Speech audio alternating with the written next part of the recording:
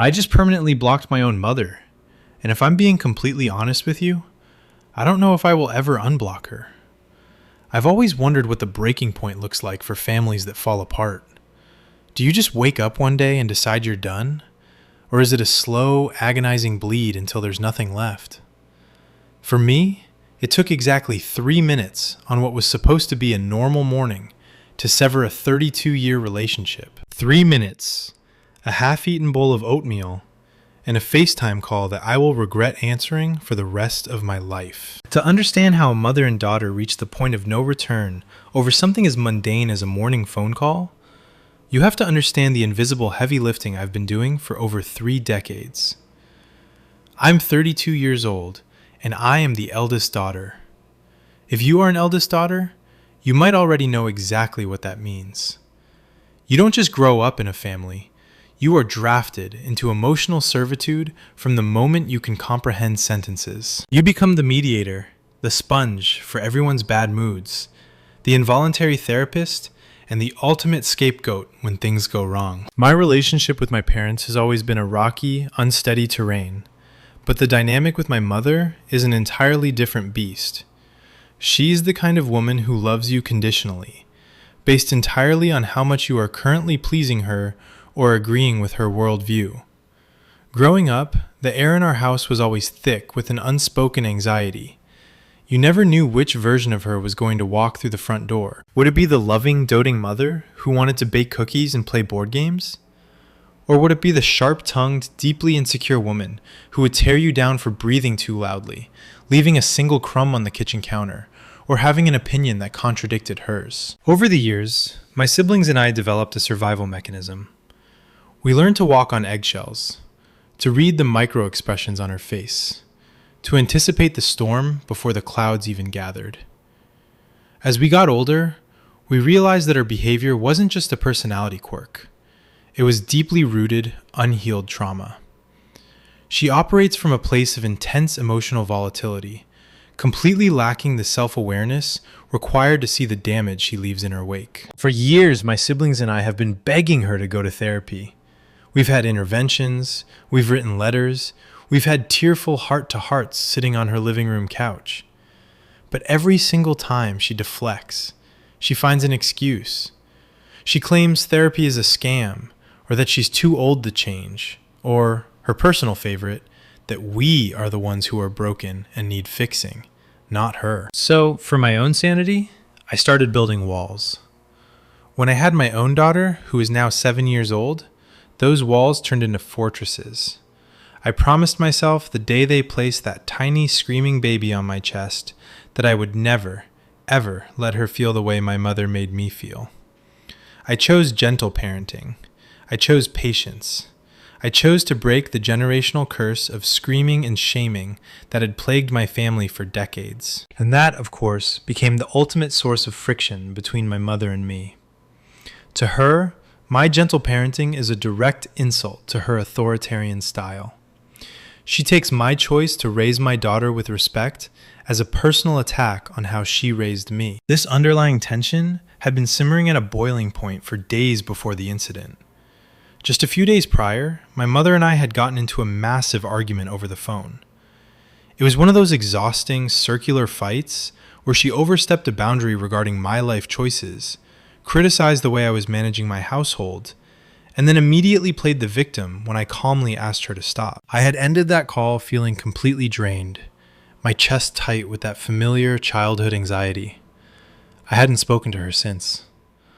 I was still harboring a deep, unresolved anger toward her, nursing the emotional bruises from her harsh words. Then came yesterday morning. The sun was just barely peeking through the kitchen blinds, casting long, golden shadows across the hardwood floor.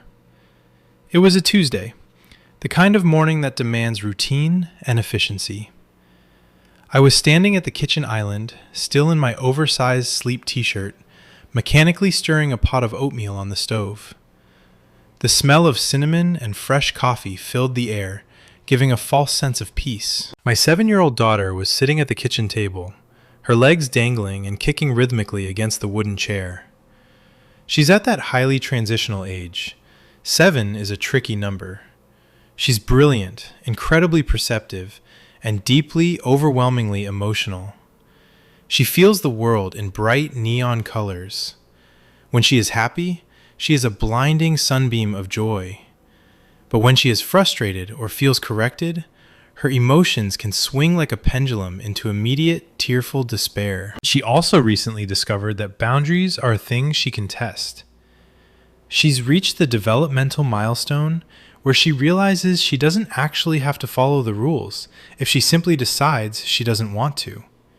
It requires a lot of deep breaths and gentle, firm redirection on my part. I was pouring a splash of milk into her oatmeal bowl when her iPad chimed with the bright, cheerful ringing tone of a FaceTime call. I glanced over at the screen. The name flashing across the glass made my stomach drop instantly. It was my mother. My immediate instinct was to reach over and hit the red decline button. I was still so angry from our previous argument. The wound was still fresh, and I didn't have the emotional bandwidth to put on a fake smile and play the role of the dutiful, happy daughter. But before I could even take a step toward the table, my daughter's face lit up. She loves her grandma. My mother, for all her flaws and toxicity toward me, plays the role of the doting, Disney-style grandmother flawlessly. It's easy to be the fun one when you don't have to do the actual parenting. "Grandma!" my daughter squealed, her little fingers tapping the green accept button before I could even process the warning bells going off in my head. The screen connected, and there was my mother's face, smiling brightly, completely ignoring the fact that she and I were currently in the middle of a cold war. I took a deep breath, gripping the edge of the kitchen counter until my knuckles turned white, deciding for the sake of my daughter to just let the call happen. I told myself it would be 5 minutes of innocent chatter. I told myself to just focus on the coffee, focus on the breakfast, and keep the peace. I had no idea that those next few minutes were about to permanently alter the landscape of our family. I kept my back turned to the iPad, focusing intently on the steaming bowl of oatmeal, pretending to be utterly absorbed in slicing a banana. The sound of my mother's voice pouring through the iPad speaker grated against my nerves, high-pitched and sugary sweet, in a way I knew was performed mostly for my benefit. "Oh, look at my beautiful angel," she cooed through the screen. "What are you eating for breakfast? Is mommy feeding you well?" A subtle dig, right off the bat. A tiny, needle-sharp implication that I somehow wasn't providing for my child. I gritted my teeth, squeezing the handle of the butter knife, and forced myself to remain silent. I took a deep, shaky breath, letting the steam from the oatmeal warm my face, repeating my mantra in my head. Do not engage. Let them talk. Protect your peace. For the first couple of minutes, the conversation was standard grandmother-granddaughter banter. They talked about my daughter's favorite stuffed animal, a ratty pink unicorn missing one eye, and what she was going to wear to school. I set the bowl of oatmeal down in front of my daughter, pressing a quick kiss to the top of her messy bedhead before retreating back to the safety of the stove to pour my coffee. But then, the inevitable shift happened. My daughter, possessing the short attention span typical of a 7-year-old, began to lose interest in the FaceTime call. Her eyes darted away from her grandmother's face on the screen, fixating instead on the YouTube app icon sitting temptingly in the corner of her iPad. Without a word, she reached out, her small finger hovering over the screen. "Honey, Grandma was asking you a question." My mother's voice filtered through the speaker, a slight edge of annoyance creeping into her previously sweet tone. My daughter ignored her. She swiped the FaceTime screen down into a tiny picture-in-picture box in the corner, effectively minimizing my mother's face, and opened YouTube.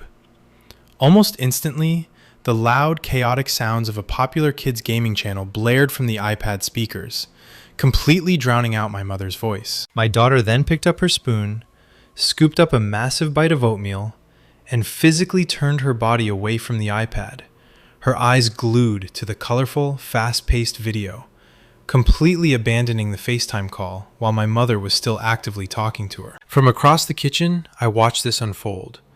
As a mother, this is a standard teaching moment. It's about teaching basic respect and digital etiquette. You don't just walk away from a phone call with a person who loves you to watch a video game playthrough. It's rude, and it's a habit I refuse to let take root in my child. I set my coffee mug down on the counter. The ceramic clinked loudly in the quiet kitchen. I walked over to the table and stood beside my daughter's chair. I didn't snatch the iPad away. I didn't raise my hand. I didn't slam my fist on the table. My heart rate was steady, my demeanor completely calm. I leaned down slightly, making sure I was at her eye level. "Hey, sweetie," I said, my voice completely level, completely neutral. I repeat, I did not raise my voice. There was zero aggression in my tone. If you're going to watch YouTube instead of talking to your grandma, you need to say bye to her properly. Don't just leave the phone and walk away. It's not polite to ignore someone when they are on the line. It was a standard correction, a basic, simple boundary. But my daughter, as I mentioned, is highly emotional, and she is currently in a phase where any form of correction feels like a devastating personal failure. The moment the words left my mouth, her lower lip began to tremble. Her eyes filled with rapid, heavy tears. The spoon clattered loudly back into the bowl of oatmeal. She threw her hands over her face, let out a loud, dramatic wail, and burst into uncontrollable, sobbing tears. She curled into a little ball in her chair, weeping as if I had just told her I was canceling Christmas forever. In our house, we handle big emotions with patience. I took a breath, preparing to sit down beside her, rub her back, and talk her through the sudden wave of embarrassment and frustration she was feeling. But I never got the chance. Because from the tiny, minimized square in the corner of the iPad screen, a screeching, venomous voice shattered the morning peace. "How dare you!" I physically recoiled. I looked down at the screen. My mother had maximized her video feed. Her face was flushed dark red, her eyes wide, her features twisted into an expression of absolute unhinged fury. She was practically vibrating with rage. "How dare you speak to her that way?" my mother screamed, her voice echoing off the kitchen tiles, loud enough to make my crying daughter flinch and cry even harder. I stared at the screen, completely stunned. For a second, my brain short-circuited. I couldn't comprehend what was happening. "Mom, what are you talking about?" I managed to say, my voice trembling slightly, the shock slowly giving way to a rising tide of adrenaline. "You are so inconsiderate! You are cruel!" she shrieked, completely ignoring my confusion. "Look at what you've done! Look at her! You've made her cry so early in the morning? What is wrong with you? She is just a baby! You are traumatizing her!" Traumatizing her. The word hung in the air, heavy and suffocating. It felt like a physical slap across the face. I stood frozen in my kitchen, looking back and forth between my 7-year-old daughter, who was now sobbing hysterically from the sudden aggressive shouting coming from her grandmother, and the iPad screen, where my mother was hurling accusations at me with venomous delight. In that split second, the veil completely dropped. I saw exactly what was happening, and the sheer hypocrisy of it made my blood run icy cold. Here was a woman who had spent my entire childhood screaming at me, a woman who had called me names, belittled my accomplishments, and made me feel so small and insignificant that I spent my entire 20s in therapy, trying to untangle the mess she made of my self-esteem. Here was a woman who had, quite literally, inflicted severe emotional trauma on me and my siblings, and she was sitting on a FaceTime call, accusing me of traumatizing my child because I calmly asked her to say goodbye before watching a YouTube video. She wasn't defending her granddaughter. She was seizing an opportunity. She was using my daughter's tears as a weapon to punish me, to assert dominance, to make me feel like a horrible mother so she could feel superior. She was projecting decades of her own toxic parenting failures onto me in real time. And being 100% honest with you, that is exactly when I lost it. The air in the kitchen suddenly felt too thin to breathe. The smell of cinnamon and coffee, which had been so comforting just 10 minutes prior, now made me feel violently nauseous. I stared at the screen, at the flushed, furious face of the woman who birthed me, and I felt something deep inside my chest simply snap. It wasn't a loud break. It was a quiet, profound severing, like a thick, heavy rope finally giving way under decades of unbearable tension. 32 years of biting my tongue. 32 years of swallowing my pride, of apologizing to keep the peace, of accepting blame for things I never did just to avoid her wrath. 32 years of being the designated emotional punching bag for a woman who refused to look in the mirror. It all ended in that exact moment. I didn't scream. I didn't match her hysterical pitch. The anger rising in me was cold, sharp, and terrifyingly clear. I reached out, my hand steady, and dragged the iPad across the table toward me, pulling it out of my daughter's view.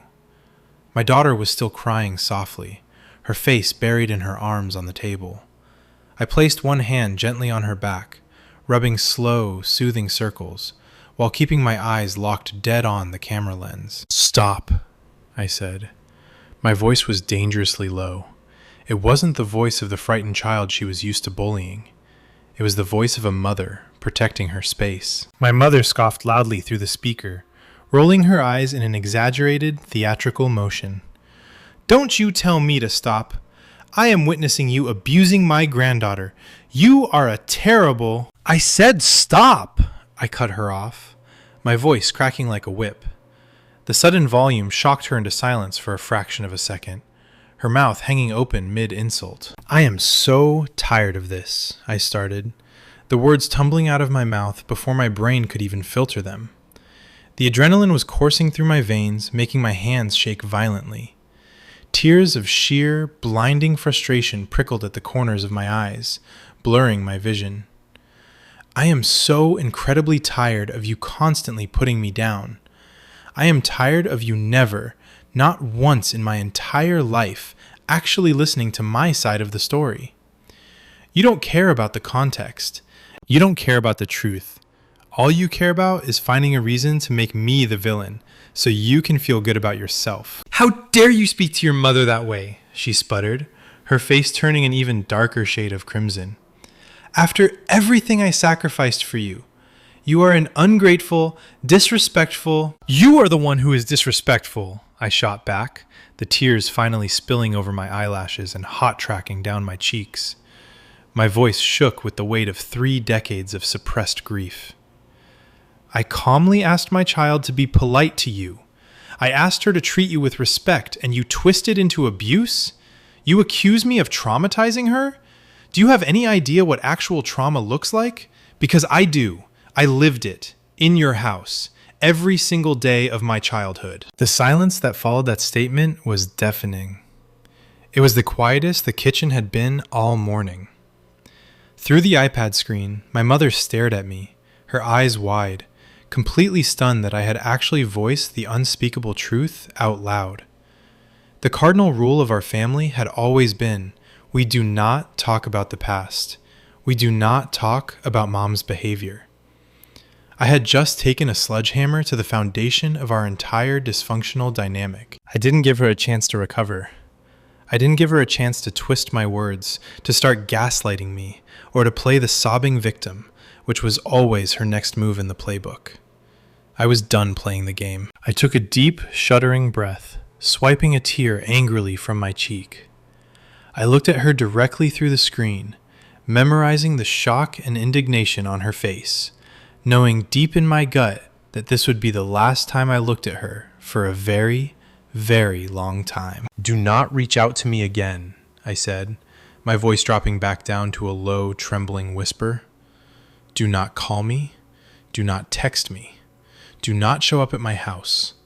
I don't want to hear from you again until you finally decide to get the intense therapy you so desperately need." Her eyes widened in genuine panic. The realization that she had pushed too far, that the control was slipping through her fingers, finally dawned on her. "You can't keep my granddaughter from me," she yelled, her voice bordering on hysterical. "You have no right." I didn't let her finish. I slammed my finger down on the red end call button. The screen went black. The silence rushed back into the kitchen, heavy and ringing in my ears. I stood there, staring at my own distorted reflection in the dark glass of the iPad, my chest heaving, my heart hammering furiously against my ribs. I felt dizzy. I felt like I was going to throw up. I felt an overwhelming, crushing wave of guilt, instantly followed by the most profound, intoxicating sense of relief I had ever experienced in my life. My fingers were trembling so badly, I could barely type in my passcode. I opened my phone, went directly to her contact, and hit block. I blocked her number. I blocked her on FaceTime. I went to Instagram and blocked her account. I went to Facebook and blocked her there too. I systematically severed every single digital tether connecting her to my life, locking the doors and pulling down the blinds. Then, I collapsed into the chair next to my daughter. I pulled her small, warm body into my lap, wrapping my arms tightly around her. She had stopped crying loudly and was just sniffling softly into my shoulder. "I'm sorry, Mommy," she mumbled, her little voice muffled against my t-shirt. "I didn't mean to ignore Grandma." I squeezed my eyes shut, fresh tears falling into her hair. I squeezed her tighter, resting my chin on top of her head. "It's okay, baby. Mommy's not mad at you, I promise. Mommy is just dealing with some big, grown-up feelings right now." We sat there on the kitchen floor for a long time, just holding each other. I held her, but I also felt like I was finally holding the little girl inside of me. The one who had spent 32 years waiting for someone to stand up and protect her from the monster in the living room. I finally did it.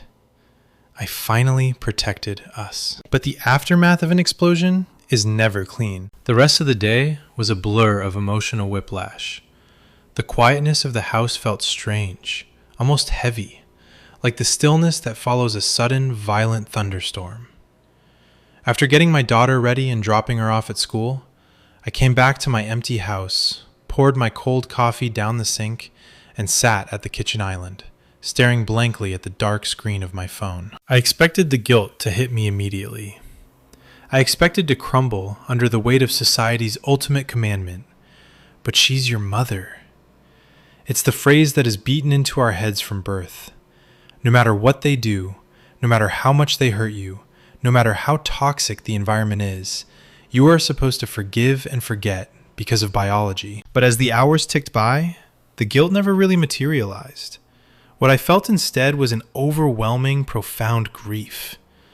Not grief for the relationship I had lost, because, let's be honest, I hadn't really lost a mother. I had lost a warden. What I was grieving was the mother I never had, the mother I should have had, the one who would have asked me how my day was instead of criticizing my outfit, the one who would have supported my parenting instead of using my child's normal emotional reactions as ammunition against me. By noon, the shockwaves had officially reached the rest of the family. My phone began to buzz furiously on the counter. First, it was a text from my younger sister. "What the hell did you do? Mom is hysterical. She just called me screaming that you cut her off and you're keeping away from her." I stared at the message. The sheer predictability of my mother's reaction almost made me laugh. It was textbook. Step 1, behave appallingly. Step 2, face a boundary. Step 3, immediately play the victim to an audience. She had gone straight to my sister, bypassing any self-reflection entirely, and spun a narrative where I was the cruel, unhinged villain who had snatched her beloved granddaughter away for absolutely no reason. I picked up the phone and hit dial. My sister answered on the first ring. "Okay, seriously, what happened?" she demanded, her voice tight with anxiety. I could hear the familiar panic in her tone, the panic of the siblings who are left in the blast radius when our mother goes nuclear. "She went off on me this morning," I said, my voice surprisingly steady. I calmly corrected my daughter for walking away from FaceTime to watch YouTube. My daughter cried because she's 7 and emotional. Mom maximized her screen, started screaming at me that I was traumatizing her, called me inconsiderate, and essentially told me I was abusing my child. So I hung up on her, and I blocked her. There was a long, heavy silence on the other end of the line. I knew my sister was doing the mental math, weighing my version of events against the hysterical, tear-soaked performance our mother had just delivered to her. Finally, she let out a long, exhausted sigh. "Oh my God, are you serious?" "Dead serious," I replied. I told her I am absolutely done. I told her not to contact me until she gets the intense therapy we've all been begging her to get for the last 5 years. She's never going to do that, my sister said softly, the resignation clear in her voice. You know she's never going to do that. She thinks we're the problem. I know, I said, leaning my elbows on the kitchen counter, rubbing my temples where a dull headache had begun to throb. I know she won't, which means this is permanent. Are you sure about this? My sister asked gently. You know how she gets. She's going to make this her entire personality now. She's going to tell everyone in the family that you're unstable. Let her, I said, the absolute conviction in my voice surprising even me. I don't care anymore. I cannot keep sacrificing my mental health to manage her delusions. And I absolutely refuse to let my daughter grow up watching her mother be treated like garbage. What does that teach her? That we just accept abuse because it comes from family? My sister didn't argue. She couldn't. We had both lived through the exact same nightmare. We had both spent years trying to fix a woman who fundamentally enjoyed being broken because it kept everyone scrambling to accommodate her. I support you, my sister finally said. I'm probably going to have to mute her calls for a few days, but I get it. I'm proud of you for setting the boundary. Hanging up the phone with my sister brought another wave of complex emotions. The support was validating, but it also crystallized the reality of the situation. This wasn't just a fight. This was a structural collapse. The family dynamic as I knew it was over. The awkward, tense holiday dinners where we all pretended everything was fine were gone. The forced, performative phone calls on birthdays were gone. The constant, gnawing anxiety in the pit of my stomach every time my phone rang was gone. As the afternoon turned into evening, I found myself sitting on the living room floor, watching my daughter play with her Legos. She was humming a little tune to herself, completely oblivious to the massive, seismic shift that had just occurred in our family tree. I watched her, studying the delicate curve of her cheek, the intense concentration in her eyes as she snapped two brightly colored bricks together. I thought about the accusations my mother had hurled at me just hours prior. You are traumatizing her. The irony was sickening. By protecting my daughter from a completely normal, healthy boundary, saying goodbye politely, my mother was actively trying to undermine my authority and teach my child that basic respect was optional. But even worse, by screaming at me in front of my child, she was reenacting the exact trauma she inflicted on me. She wasn't defending her grandchild. She was using her grandchild as a prop to satisfy her own desperate need to control and humiliate me. The realization hit me with the force of a physical blow, a truth so sharp and undeniable that it completely severed any remaining thread of doubt or guilt I had been clinging to. I sat there on the living room floor, watching my 7-year-old daughter happily snapping Legos together, and a profound, bone-deep clarity washed over me. My mother wasn't ever going to change. Not for me, not for my siblings, not even for her precious granddaughter. For years, we had all operated under the delusion that if we just found the right words, if we just loved her enough, if we just set the boundaries gently enough, she would suddenly wake up and realize the damage she was causing. We thought she was just misunderstood, or maybe just a little too stressed. But standing in my kitchen yesterday morning, watching her weaponize my child's tears to launch a vicious, unprovoked attack on my character, I finally saw her not as the mother I desperately wished she could be, but as the person she actually is. She is a woman who thrives on conflict. She is someone who uses chaos as a smokescreen to avoid looking at her own profound brokenness. And she will gladly burn every relationship in her life to the ground before she ever admits that she is holding the match. By the time the sun went down, my phone had been uncharacteristically silent for hours. The initial flurry of texts from extended family members, undoubtedly dispatched by my mother to gather intelligence or guilt-trip me back into compliance, had dwindled to nothing once I simply ignored them. For the first time in 32 years, I wasn't managing my mother's emotional fallout. I wasn't drafting carefully worded apology texts for things I didn't do. I wasn't agonizing over how to smooth things over before the next family gathering. I was just sitting in my quiet house. I cooked dinner for my daughter. We ate spaghetti and meatballs, her favorite, and we talked about her day at school. We laughed about a funny joke her friend had told her during recess. When it was time for bed, we went through our normal routine. I ran her a warm bath, read her 2 chapters of her favorite book, and tucked her in tightly under her star-patterned quilt. As I sat on the edge of her bed, brushing a stray lock of hair away from her forehead, she looked up at me with those big, perceptive eyes that always seemed to see right through me. "Mommy?" she asked softly, her voice heavy with sleep. "Yes, sweetie? Is Grandma still mad at us?" The question hung in the quiet, dim light of her bedroom. My heart gave a painful, involuntary squeeze. I had spent so much of my childhood asking myself that exact same question, terrified of the answer, terrified of what mood my mother would be in when I woke up the next morning. I had promised myself I would never let my daughter carry that burden. I took a deep breath, smoothing my hand gently over her soft cheek. "Grandma has some really big feelings right now, honey. And sometimes grown-ups don't know how to handle their big feelings in a kind way. But that's not your fault. It's not your job to worry about Grandma being mad, okay? You didn't do anything wrong." She blinked slowly, processing my words. "Are we going to talk to her tomorrow?" "No," I said gently but firmly. "We aren't going to talk to Grandma for a while. She needs some time to figure out how to use kind words, and we need to keep our hearts safe until she does. But you have me, and I love you more than anything in the whole wide world." She smiled sleepily, her eyes already drifting shut. "I love you too, Mommy." I sat there in the dark long after her breathing had evened out, just listening to the quiet, steady rhythm of her chest rising and falling. The air in the house felt different now. It felt lighter.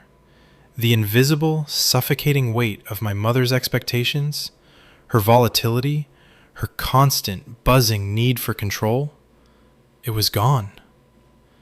I had locked the door and thrown away the key. But as the days turned into a week, the silence from my mother began to speak louder than any of her screaming matches ever had. She didn't try to contact me from another number. She didn't show up at my house to demand an explanation. She didn't even try to send a package for my daughter. Instead, she initiated a massive, calculated smear campaign. Through the family grapevine, mostly relayed through my deeply exhausted siblings, I learned that she had completely rewritten the events of that morning.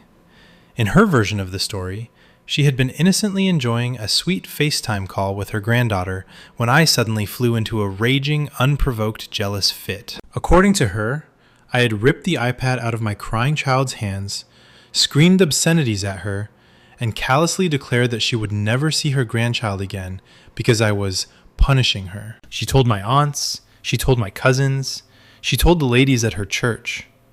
She painted herself as the tragic, heartbroken matriarch who was being cruelly victimized by an unstable, vindictive daughter. And the saddest part?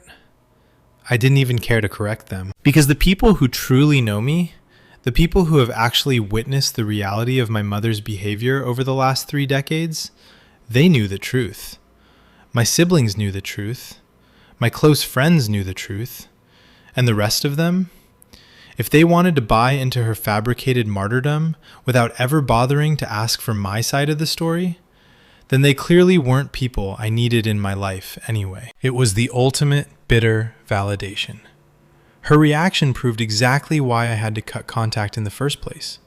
She didn't care about repairing the relationship. She didn't care about understanding why I was hurt. She only cared about winning the narrative. About 3 weeks passed in this new, strange, and breathtakingly quiet reality. The silence wasn't empty. It was full. It was full of peace. It was full of the absence of anxiety. For the first week, every time my phone buzzed with a text message, my heart would still do that familiar, violent lurch into my throat.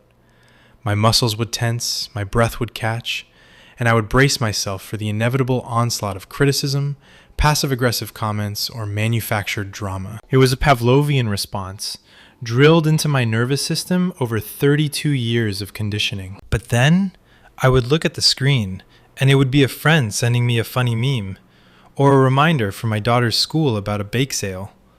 It was never my mother. And slowly, agonizingly slowly, the anxiety began to recede. The constant low-grade hum of dread that had been the background noise of my entire life began to fade. I started sleeping better. My appetite came back. I noticed that I was laughing more with my daughter, that I had the mental and emotional energy to be fully present with her, instead of dedicating 50% of my brain power to anticipating my mother's next move. My daughter, in her own 7-year-old way, noticed the shift too. She didn't talk about it directly, but she seemed lighter, more relaxed. One afternoon, we were in the backyard, and I was pushing her on the swing. She was giggling, her legs pumping, as she tried to touch the sky. "Higher, Mommy, higher!" she yelled, her voice full of pure, uncomplicated joy. In that moment, it hit me. She wasn't witnessing her own mother walking on eggshells anymore. She wasn't subconsciously absorbing my tension. The peace I was cultivating for myself was directly benefiting her. The generational curse I had promised to break was, in fact, being broken, and the proof was right there in my backyard, swinging toward the sun. But of course, a clean break is never truly clean, especially in a family system built on dysfunction. The enablers and the messengers, the people my mother calls her flying monkeys, were about to be deployed. It happened on a Saturday afternoon. I was folding laundry in the living room, a mindless, repetitive task that had become almost meditative for me. My daughter was at a friend's birthday party, and the house was completely silent, except for the soft hum of the dryer. My phone rang, and I glanced at the screen. It was my mother's sister, my Aunt Carol. My stomach did a small, familiar flip. Aunt Carol has always positioned herself as the family's Switzerland, the neutral party, the peacemaker. But in reality, her version of peacemaking has always been to enable my mother's behavior and pressure everyone else to just get over it for the sake of keeping the family together. She's the kind of person who will witness a house fire and tell you to stop complaining about the smoke because at least the foundation is still standing. I let the call go to voicemail. I wasn't ready. I needed to prepare myself. A few minutes later, my phone buzzed with a text message from her. "Honey, please pick up. I'm just worried about you. Your mother is an absolute wreck." I read the text and felt a familiar, hot flash of anger. Not just worried about me. Worried about me in the context of my mother's feelings. My well-being was secondary to her sister's emotional state. I took a deep breath, counted to 10, and decided to just get it over with. I hit call. "Carol," I said, keeping my voice as flat and neutral as possible. "Oh, thank goodness you answered," she gushed, her voice thick with fake concern. "I've been so worried. I heard what happened and I just can't believe it. Your mother is completely devastated. She hasn't stopped crying for weeks. She says she can't eat, she can't sleep. Honey, she's your mother." There it was, the ultimate guilt trip, delivered within the first 30 seconds. "I'm aware of who she is, Carol," I said, my voice dangerously calm. She either didn't notice my tone or chose to ignore it. "Well, I just think this has all been a terrible misunderstanding. You know how she gets. She's dramatic. She says things she doesn't mean when she's upset, but her heart is in the right place. She loves you, and she adores that little girl more than life itself. Whatever you think she did, you have to find it in your heart to forgive her. Family is the most important thing we have." I closed my eyes, pinching the bridge of my nose. I could feel the old programming trying to reboot in my brain, the deeply ingrained instinct to justify, to defend, to explain myself. I wanted to scream at her. I wanted to list every single abusive, manipulative, and cruel thing my mother had ever done to me, starting from childhood. I wanted to demand to know where her worried phone calls were when I was a teenager, crying myself to sleep after one of my mother's tirades. But I didn't. Because I finally understood something crucial. Explaining myself to an enabler is like trying to describe the color blue to someone who has chosen to be colorblind. They will never see it because their entire worldview depends on not seeing it. I took a breath, and then I delivered my new script. "Aunt Carol," I said, my voice steady and firm, devoid of the emotion she was expecting.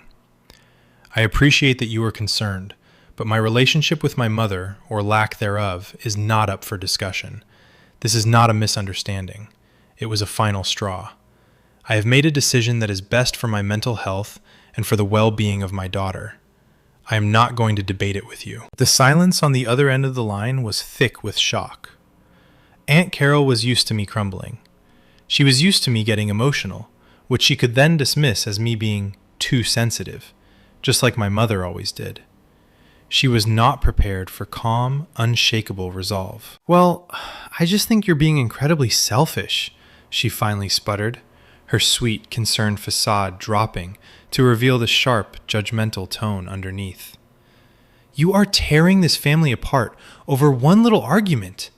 She is your mother. You are punishing her by keeping her granddaughter away from her, and it is cruel." "No," I said, the word coming out sharp and clear. "What's cruel is screaming at your own child in front of her daughter and accusing her of being an abusive parent. What's cruel is refusing to get help for your own issues and expecting everyone around you to suffer the consequences. I am not punishing her. I am protecting myself. And I'm ending this conversation now. I hope you have a good weekend. Goodbye, Carol." And I hung up the phone. I didn't block her number, but I knew I wouldn't be hearing from her again for a while. I had refused to play my part in the drama, and without my participation, her role as the peacemaker was obsolete. My hands were shaking. My heart was pounding. But underneath the adrenaline, I felt a powerful, unfamiliar sensation. I felt strong. I had held the line. I hadn't JADE'd, justified, argued, defended, or explained. I had simply stated my boundary and ended the interaction. For the first time, I had treated my own peace as a non-negotiable term. It was terrifying, and it was absolutely liberating. The phone call with my Aunt Carol was a turning point. It wasn't just about standing up to her. It was about standing up for myself in a way I never had before. It cemented the new foundation I was trying to build, a foundation based on the radical idea that my well-being actually mattered. The weeks that followed were a testament to this new reality. The attempts from my mother's side of the family to guilt or manipulate me into reestablishing contact eventually fizzled out when I met each one with the same polite, firm, and unyielding refusal to engage. Life settled into a new, peaceful rhythm. My daughter and I spent our weekends exploring parks, going to museums, and having movie marathons on the couch with a giant bowl of popcorn. The gaping hole in our lives that was supposed to be left by my mother's absence simply wasn't there. In its place was a quiet, stable calm. We weren't tiptoeing around anyone's moods. We weren't bracing for passive-aggressive comments during phone calls. We were just living. Then, about 2 months after the incident, something completely unexpected happened. It was a Tuesday evening, and I was helping my daughter with her homework at the kitchen table. The doorbell rang. It was an unusual time for visitors, just after dusk, and I wasn't expecting anyone. I felt a small, prickling sense of unease as I walked to the front door, peering through the peephole. My breath caught in my throat. It was my father. He was standing on my porch, shifting his weight from foot to foot, his hands shoved deep into the pockets of his jacket. He looked small, older than I'd ever seen him. My father and I have always had a complicated relationship. He's not a bad man, but he is a deeply conflict-avoidant one. His primary survival strategy in his marriage to my mother has always been to make himself invisible. He never stood up for us kids when my mother was on a rampage. He would just disappear into his workshop or suddenly find an urgent errand to run. He was a ghost in our own home, a silent witness to the emotional carnage. Seeing him on my doorstep, alone, sent a jolt of alarm through me. I opened the door a crack. "Dad?" I asked, my voice barely a whisper. "What are you doing here? Is everything okay?" He wouldn't meet my eyes. He stared down at my doormat, his shoulders slumped. Can I come in for a minute?" I hesitated. A part of me, the old, conditioned part, wanted to slam the door in his face. He was an accomplice to my mother's abuse through his silence. But another, newer part of me, the part that was learning about boundaries and compassion, saw a man who looked utterly broken. I opened the door wider and stepped aside. "Come in." He shuffled into the entryway, taking off his baseball cap and running a hand through his thinning hair. "Your mother doesn't know I'm here," he said immediately, as if that was the most important thing to establish. "She thinks I'm at the hardware store." I nodded, closing the door behind him. "Do you want to sit down?" We moved into the living room. It was painfully awkward. We had never, in my entire adult life, had a one-on-one conversation that wasn't about something completely superficial, like the weather or car maintenance. He sat stiffly on the edge of the sofa, twisting his hat in his hands. I wanted to see how you were doing," he mumbled, still staring at the floor. The question caught me so off guard I almost laughed. "I'm fine, Dad. I'm doing really well." He finally looked up at me, and I was shocked to see that his eyes were glistening with unshed tears. "She told me what happened that morning. On the phone." "I'm sure she did," I said dryly. "And I'm sure her version of the story makes me sound like a monster." He shook his head slowly. No, that's not it. At first, yeah, she gave me the whole song and dance. You were cruel, you were unhinged, but she left the iPad in the kitchen after you hung up. The call was over, but the screen was still on. I think she forgot about it." He paused, taking a shaky breath. "The screen recorder was on. Your daughter must have hit it by accident when she was trying to open YouTube. It recorded the whole thing. The whole call." My entire body went cold. I stared at him, my mind racing. "What are you saying?" "I heard it, honey," he said, his voice cracking. "I heard the whole thing. I heard you tell your daughter to say goodbye. I heard how calm you were. And then I heard your mother start screaming. I heard everything she said to you, about traumatizing the baby, about all of it." I sank down into the armchair opposite him, my legs suddenly feeling weak. I felt dizzy, disoriented. For 32 years, I had been the sole keeper of my own truth. I was the only one who truly knew the reality of my mother's behavior, because he had always chosen not to see it. And now, he had been presented with irrefutable, undeniable proof. "I am so sorry," he whispered, the tears finally spilling over and running down his weathered cheeks. He wasn't looking at me, but at his own hands, as if he couldn't bear the shame. "I am so sorry. I knew she was difficult.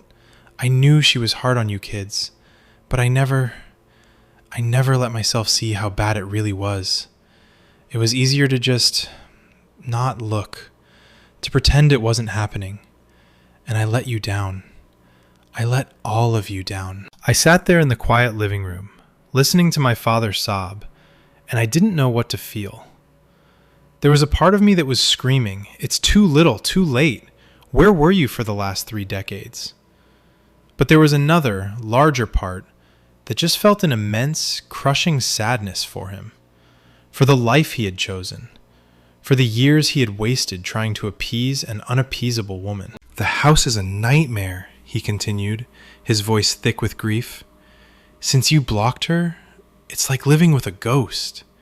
She just sits in her chair and stares at the wall. Or she cries. Or she gets angry and starts throwing things. She won't talk to me. She won't talk to anyone. She just keeps saying that you took her grandbaby away." "I didn't take my daughter away, Dad," I said softly. "I removed my daughter from a toxic situation. And I removed myself." He nodded, wiping his eyes with the back of his hand. I know that now. I don't know what to do. I feel like my whole life has been a lie." We sat in silence for a long time. The weight of everything unsaid for 32 years filled the space between us. He wasn't asking me to fix it. He wasn't asking me to call her. For the first time ever, he was just sitting in the uncomfortable truth of it all. He was finally seeing it. "I don't know what happens now, Dad," I said, my voice honest and tired. "But I can't go back. For my own health and for my daughter's, I cannot go back to the way things were." He looked at me, really looked at me, for the first time all evening. And in his eyes, I didn't see judgment or disappointment. I just saw a deep, profound sorrow. "I know," he said, "and I don't blame you. My father's visit left an indelible mark on me. It was like finding a missing piece of a puzzle I never knew I was solving. His confession didn't erase decades of neglect, but it did something almost as important. It validated my reality. I wasn't crazy. I wasn't too sensitive. I wasn't misremembering my own childhood. The abuse was real, and now, finally, someone other than my siblings knew it too." He left my house that night looking like a man who had aged 10 years in the span of an hour. He didn't ask me to do anything. He didn't pressure me to call my mother. He just hugged me awkwardly at the door, a gesture so foreign between us that it felt both monumental and deeply sad. "You take care of yourself, kiddo," he mumbled into my hair. And then he was gone. I didn't hear from him again for several weeks. Life continued in its peaceful new rhythm, but something had shifted in the family dynamic. The pressure from extended family completely ceased. The narrative my mother had so carefully constructed, that of the long-suffering victim of a cruel, unstable daughter, had begun to crumble. I can only assume my father, armed with the undeniable truth of that screen recording, had started quietly correcting the record. Then came the email. It arrived on a Thursday morning. The subject line was simply my name. The sender was my mother. My heart hammered against my ribs as I stared at the screen. I had blocked her everywhere, but I had forgotten about my old, rarely used email address. My first instinct was to delete it without opening it, to just drag it to the trash and pretend it never existed. But a morbid curiosity, a deep-seated need to know what her next move would be, got the better of me. I clicked it open. The email was long. Paragraph after paragraph of rambling, self-pitying prose. It was a masterclass in non-apology. It was filled with phrases like, "I'm sorry you feel that way," and "I'm sorry if you misinterpreted my concern," and "I was only trying to protect my granddaughter." She detailed how much she was suffering, how her health was failing, how every day without hearing my daughter's voice was a living nightmare. She painted a picture of herself as a martyr, sacrificing her own happiness for the sake of her family, only to be cruelly cast aside. Nowhere in the entire multi-page screed did she take 1 ounce of responsibility for her own actions. There was no mention of her screaming, no acknowledgement of the horrible things she said, no hint of self-reflection. It was all about her pain, her suffering, her feelings. It was a desperate, transparent attempt to manipulate me, to trigger my guilt and my deeply ingrained role as her emotional caretaker. But the woman who read that email was not the same woman who had answered that FaceTime call months ago. I read her words not as a daughter, but as an observer. I saw the patterns. I saw the gaslighting. I saw the narcissism in stark, black and white text. And I felt nothing. The emotional hooks she was casting out found no purchase.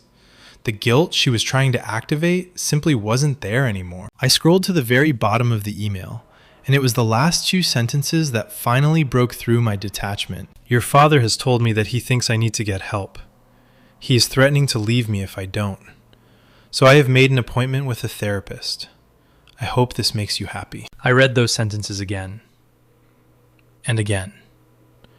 She had made an appointment. The one thing my siblings and I had been begging her to do for years, the one thing she had always sworn she would never do, was finally happening. But the way she phrased it, "I hope this makes you happy." It wasn't a genuine step toward healing. It was a transaction. It was a bitter, resentful concession she was making under duress, and she was framing it as something she was doing for me. I closed my laptop. I walked into the kitchen and made myself a cup of tea. I stood by the window, watching the birds at the feeder in my backyard, and I thought about what this meant. Did this change anything? Did her finally, reluctantly, agreeing to see a therapist mean I had to let her back in? The answer, which came to me with a startling and immediate clarity, was no. One therapy appointment wasn't going to undo a lifetime of damage. Therapy isn't a magic wand. It's a long, brutal, painful process of unlearning toxic behaviors and confronting your own demons. And you have to actually want to do it. She didn't want to do it. She was being forced. She was going into it not to heal, but to appease my father and hopefully manipulate me back into her orbit. I knew, with a certainty that settled deep in my bones, that letting her back into my life now would be the worst possible thing I could do. It would teach her that all she had to do was make a superficial gesture to get what she wanted. It would undo all the progress I had made. It would put my daughter right back in the line of fire. So I did something I never thought I would have the strength to do. I didn't reply to the email. I simply added her email address to my block list and moved on with my day. The peace that decision brought me was immense. It was the final, definitive act of choosing myself. It wasn't about punishing her. It was about protecting me. Over the last few months, my life has completely transformed. My relationship with my siblings has gotten stronger, bonded by our shared experience and mutual relief. My relationship with my father is tentative, but it's slowly, awkwardly rebuilding on a new foundation of honesty. He calls me once a week, just to check in. We don't talk about my mother. We just talk. And my relationship with my daughter is thriving in a way it never could have in the suffocating atmosphere of my mother's influence. Our home is a sanctuary. It is calm. It is safe. It is happy. I don't know what the future holds. I don't know if my mother will stick with therapy or if she will ever truly change. To be honest, I've stopped letting myself care.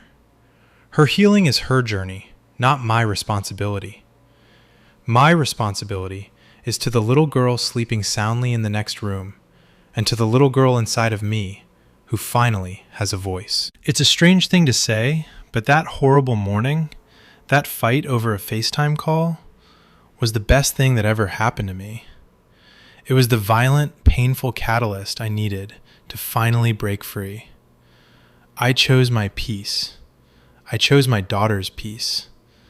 And I would do it again in a heartbeat. So I guess I want to ask you, what would you have done? When you're faced with a lifetime of emotional turmoil, where do you draw the line? Is there a point where, but she's your mother, is no longer a valid reason to set yourself on fire to keep someone else warm? Let me know your thoughts in the comments below, because stories like these are complicated, and I think it's important we talk about them. And if you want to hear more stories about navigating life's toughest challenges, make sure you subscribe to the channel. For now, I'm just going to enjoy the quiet, because for the first time in my life, the silence isn't scary. It's just peaceful.